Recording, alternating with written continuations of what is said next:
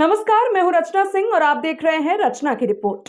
आज एक बार फिर से सुप्रीम कोर्ट ने इलेक्टोरल बॉन्ड के नाम पर हुई वसूली को लेकर एसबीआई को फटकारा और जो जानकारी एसबीआई पिछले काफी समय से छिपा रहा है उसका सारा काला चिट्ठा देश के सामने लाने को कहा है, जिसने अधिकारियों के पसीने छुड़ा कर रख दिए हैं।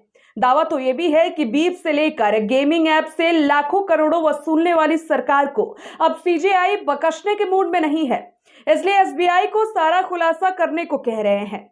इतना ही नहीं, अंबानी और अडानी की जो बात एसबीआई छिपा रहा है उसे भी अब देश के सामने रखना होगा, जो सरकार के लिए किसी बड़े झटके से कम नहीं है, जिसके बारे में एक एक बात आपको बताते हैं। लेकिन उससे पहले कोर्ट ने सुनवाई के दौरान एसबीआई को क्या कहा वो जान लेते हैं। रिपोर्ट्स की माने तो इलेक्टोरल बॉन्ड मामले पर सुनवाई करते हुए सुप्रीम कोर्ट ने एक बार फिर स्टेट बैंक ऑफ इंडिया यानी कि एसबीआई को फटकार लगाई है और पूछा है कि इलेक्टोरल बॉन्ड से जुड़ी पूरी जानकारी क्यों नहीं साझा की गई। अब सुप्रीम कोर्ट ने इस मामले पर एसबीआई को डेडलाइन दे दी है और कहा है कि आदेश का पूरा पालन करे। 21 मार्च शाम 5 बजे तक पूरी जानकारी दे। कोर्ट ने एसबीआई चेयरमैन से 21 मार्च तक एक हलफनामा दाखिल करने के लिए भी कहा है, जिसमें पूरी जानकारी का खुलासा किया गया हो और लिखा हो कि कुछ भी छिपाया नहीं गया है। सुप्रीम कोर्ट ने कहा है कि चुनाव आयोग एसबीआई से जानकारी हासिल करने के बाद तुरंत अपनी वेबसाइट पर जानकारी साझा करे। कोर्ट में इस दौरान क्या हुआ वो भी जानते हैं। एसबीआई की तरफ से हरीश साल्वे पेश हुए।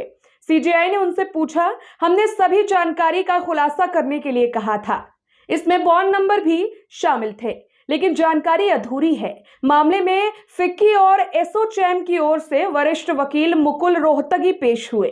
उन्होंने कहा कि मैं फिक्की एसोचैम की ओर से पेश हो रहा हूं। हमने एक आवेदन दायर किया है। हालांकि सीजेआई ने उन्हें ऐसा कोई आवेदन नहीं मिला ये बताया। सीजेआई उन्हें सुनने से इनकार करते हुए कहते हैं कि फैसला सुनाए जाने के बाद आप यहां आए हैं, अभी हम आपकी कोई बात नहीं सुन सकते। वहीं वकील प्रशांत भूषण ने सुनवाई पर बात करते हुए कहा है कि सुप्रीम कोर्ट ने एसबीआई को अपना नोटिस सुनाया, जिसमें उनसे पूछा गया कि उन्होंने खरीदार और पार्टी के सभी बॉन्ड पर अल्फा न्यूमेरिक नंबर का खुलासा क्यों नहीं किया। कोर्ट ने कहा है कि एसबीआई को तुरंत इसका फैसला करना होगा और एसबीआई के अध्यक्ष को 21 मार्च को शाम 5 बजे तक एक हलफनामा दाखिल करना होगा। बता दें, जिस तरह से सुप्रीम कोर्ट एसबीआई को लताड़ लगा रहा है उसके बाद बीजेपी नेताओं की हालत पस्त होती जा रही है, क्योंकि चंदे को लेकर बड़ा खुलासा भी हुआ है। दावा है कि सबसे ज्यादा चंदा बीजेपी को ही गेमिंग कंपनी और बीफ एक्सपोर्ट वाली कंपनी ने किया है, जिसके बारे में हमने आपको पहले भी बताया था। हालांकि अभी एक और जानकारी भी सामने आई है, जिसमें यह बताया गया है कि किस दल को कितना चंदा मिला है। ये डेटा चुनाव आयोग ने अपनी वेबसाइट पर अपलोड कर दिया है। रिपोर्ट के मुताबिक निर्वाचन आयोग की वेबसाइट से खुलासा हुआ है कि अप्रैल 2018 से 2023 के बीच 8 बार ऐसे अवसर आए हैं जब बीजेपी को एक एक दिन में 1 अरब रुपए या इससे भी ज्यादा चंदा चुनावी बॉन्ड के जरिए मिला है। एक दिन तो आंकड़ा 200 करोड़ के पार तक चला गया।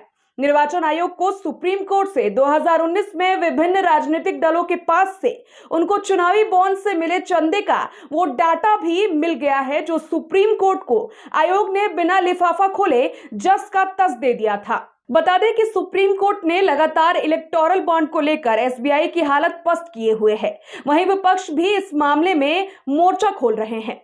राहुल गांधी का तो साफ कहना है कि ये वसूली टैक्स लिया गया है, यानी चंदा दो और धंधा करो की तर्ज पर बीजेपी ने काम किया है। वहीं इस मामले में सोशल मीडिया पर भी कई बड़े पत्रकारों से लेकर नेताओं ने सवाल खड़े किए हैं। समाजवादी पार्टी की ओर से ट्वीट करते हुए लिखा गया है कि भाजपा की पूरी जान इलेक्टोरल बॉन्ड में फंसी हुई है।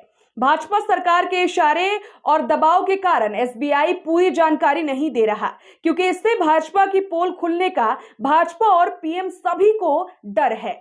दरअसल भाजपा ने सत्ता पाकर ईडी, सीबीआई, आईटी के सहारे से वसूली गैंग चलाया है। ये तीनों भाजपा के लिए वसूली भाई बनकर चंदा वसूलते थे और छापेमारी करते थे। भाजपा ने देश की जनता को बड़ा धोखा दिया है। एक यूजर ने एसबीआई को चुनाव से जोड़ते हुए पोस्ट किया और लिखा कि पूरा चुनाव ऐसे ही निकाल देना है। एसबीआई ने कभी कुछ तो कभी कुछ बहाने चलते रहेंगे, क्योंकि मकसद कुछ ऐसा छिपाना है जो अगर सामने आ गया तो कई लोगों के चेहरों से नकाब हट जाएंगे। असली परिवार कौन है वो सामने आ जाएगा। खैर, सच तो यह है कि सुप्रीम कोर्ट ने उस छिपे हुए सच को देश के सामने लाकर रख दिया है, जो पिछले कई दिनों से छिपा हुआ था। इलेक्टोरल बॉन्ड पर एसबीआई को जो लताड़ लग रही है, उसने चुनाव से पहले बीजेपी की हालत खस्ता कर दी है।